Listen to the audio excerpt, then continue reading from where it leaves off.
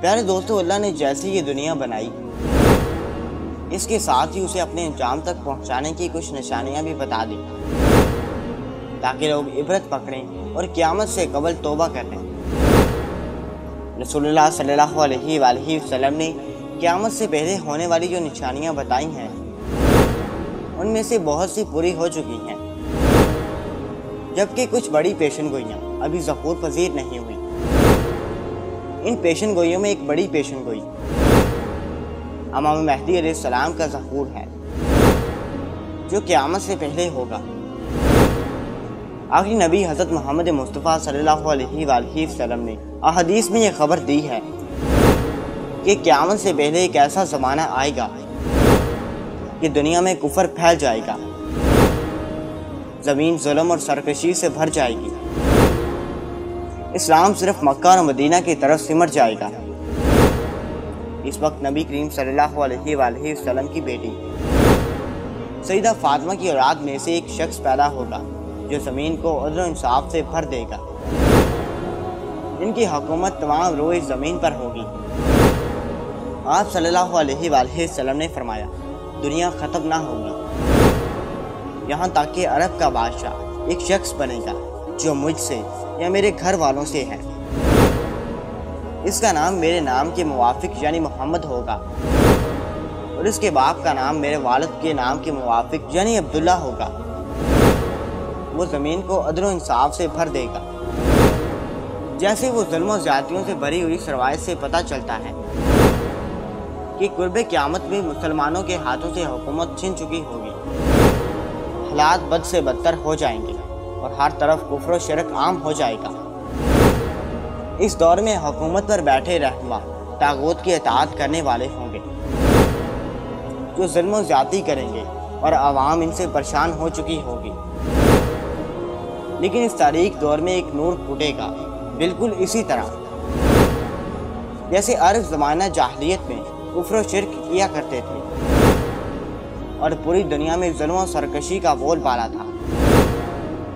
اس وقت اللہ تعالیٰ نے انسانیت کی رہنمائی کے لیے امام کائنات حضرت محمد مصطفیٰ صلی اللہ علیہ وآلہ وسلم کا مبعوث کیا تھا۔ بالکل اسی طرح قرب قیامت کے ان بدترین حالات میں اللہ تعالیٰ امام مہدی علیہ السلام کو مبعوث فرمائے گا۔ لہذا حضرت جابر بن عبداللہ رضی اللہ تعالیٰ عنہ سے روایت ہے کہ رسول اللہ صلی اللہ علیہ وآلہ وسلم نے فرمایا، وہ وقت قریب ہے جب عراق والوں کے پاس روپیہ اور گلا آنے پر پابندی لگا دی جائے گی۔ آپ سے پوچھا گیا کہ یہ پابندی کس کی جانب سے ہوگی، تو آپ صلی اللہ علیہ وآلہ وسلم نے فرمایا، اجمیوں کی جانب سے۔ پھر کچھ دیر خاموش رہنے کے بعد کہا کہ وہ وقت قریب ہے جب اہل شام پر بھی یہ پابندی لگا دی جائے گی۔ پوچھا گیا یہ رکاوٹ کس کی جانب سے ہوگی؟ آپ صلی اللہ علیہ وآلہ وسلم نے فرمایا، اہل روم کی جانب سے۔ پھر آپ نے فرمایا کہ میری امت میں ایک خلیفہ ہوگا جو لوگوں کو مال و زر بھر بھر کر دے گا اور شمار نہیں کرے گا۔ آپ نے فرمایا کہ اسلام اپنی پہلی حالت کی طرف لوٹے گا، جس طرح کی ابتدا مدینہ سے ہوئی تھی، یہاں تک کہ ایمان صرف مدینہ میں رہ جائے گا۔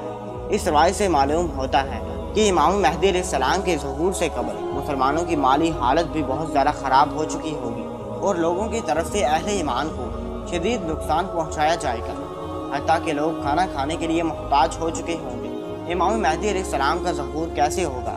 اس کے متعلق مستدرک الحاکم کے اندر ایک روایت ملتی ہے کہ رسول اللہ صلی اللہ علیہ وآلہ وسلم نے فرمایا، ذی القعدہ کے مہینے میں قبائل کے درمیان میں کشمکش اور معاہدہ شکنی ہوگی، لہٰذا حاجیوں کو لوٹا جائے گا اور منع میں جنگ ہوگی، بہت زیادہ قتل عام اور خون خرابہ ہوگا، عقبہ جمرہ پر بھی خون بہہ رہا ہوگا۔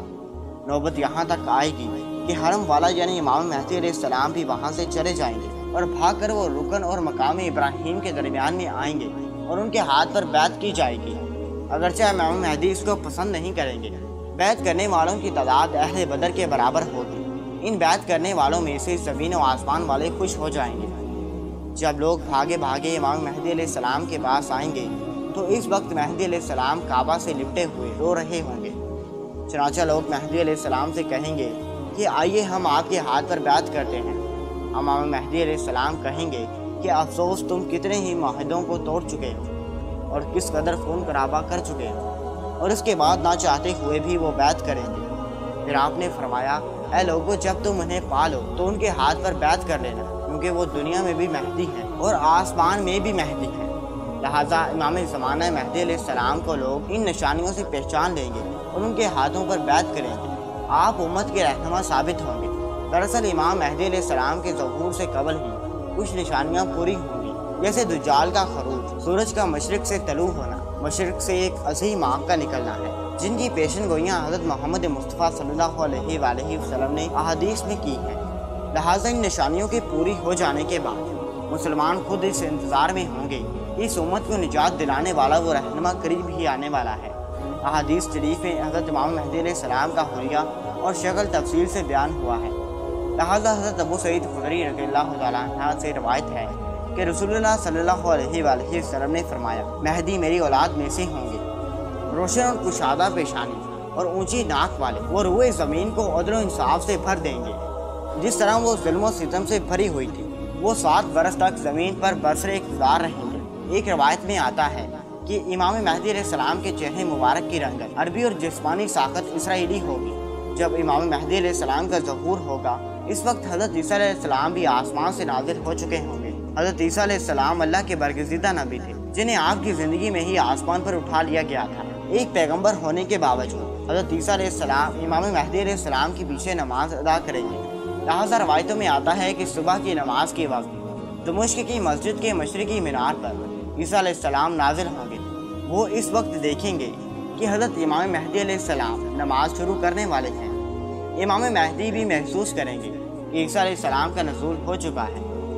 लिहाजा इमाम महदी अलैहिस्सलाम पीछे हटेंगे ताकि ईसा अलैहिस्सलाम आगे आकर इमामत करवाएं। लिहाजा हज़रत ईसा अलैहिस्सलाम उन्हें आगे कर देंगे और इमाम महदी के पीछे नमाज पढ़ेंगे। इसके बाद हज़रत इमाम महदी अलैहिस्सलाम हज़रत ईसा अलैहिस्सलाम के साथ एक लश्कर समेत रवाना होंगे और दुज्जाल से जंग करेंगे और उसे कत्ल कर देंगे। इसके बाद बैतुल मुक़द्दस की फ़तह होगी। प्यारे दोस्तों, अगर आपको ये वीडियो पसंद आई है तो इसे लाइक और शेयर करना मत भूलिएगा। और अगर आप हमारे चैनल यानी फरहान बाबू पर नए आए हैं तो हमारे चैनल को सब्सक्राइब करते हुए हमारी यूट्यूब फैमिली का हिस्सा बन जाए, ताकि हमारी हर नई आने वाली वीडियो का नोटिफिकेशन सबसे पहले आप तक पहुँच सके। अल्लाह मेरा और आपका हामी नासिर हो। खुदा हाफिज़।